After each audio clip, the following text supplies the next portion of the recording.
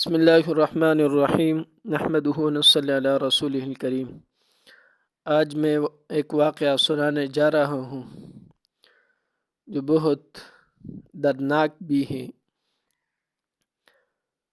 اور رونگٹے کھڑے کرنے والی ہے۔ وہ ایک بچی کا واقعہ جس کا مضمون ہے زندہ درگور کی ہوئی بچی کا واقعہ۔ ایک صاحب رسول اللہ صلی اللہ علیہ وسلم کی ملاقات کے لیے حاضر ہوئے اور عرض کیا، یا رسول اللہ صلی اللہ علیہ وسلم، جاہلیت میں ہم بتوں کے سامنے سرنگو ہوتے اور غیرت جتانے کے لیے زندہ اولاد کو اپنے ہاتھ سے دفن کر دیتے۔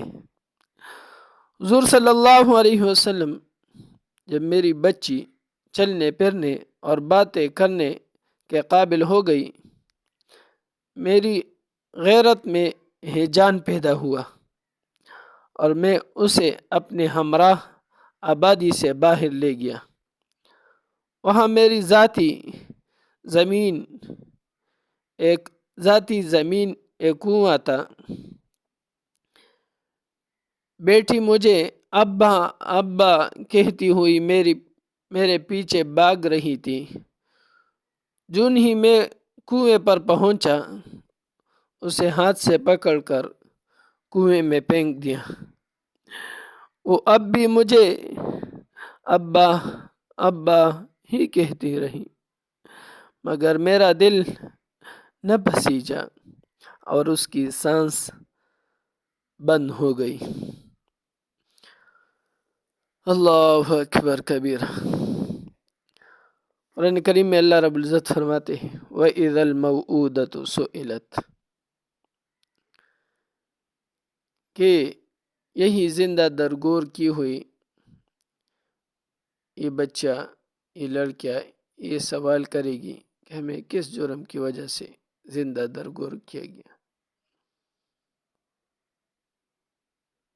تو یہ تھا ایک وقت جب عرب میں کیا تھا، جاہلیت کا زمانہ۔ پھر جب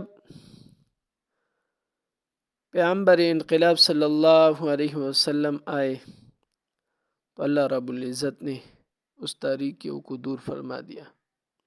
اللہ رب العزت ہمیں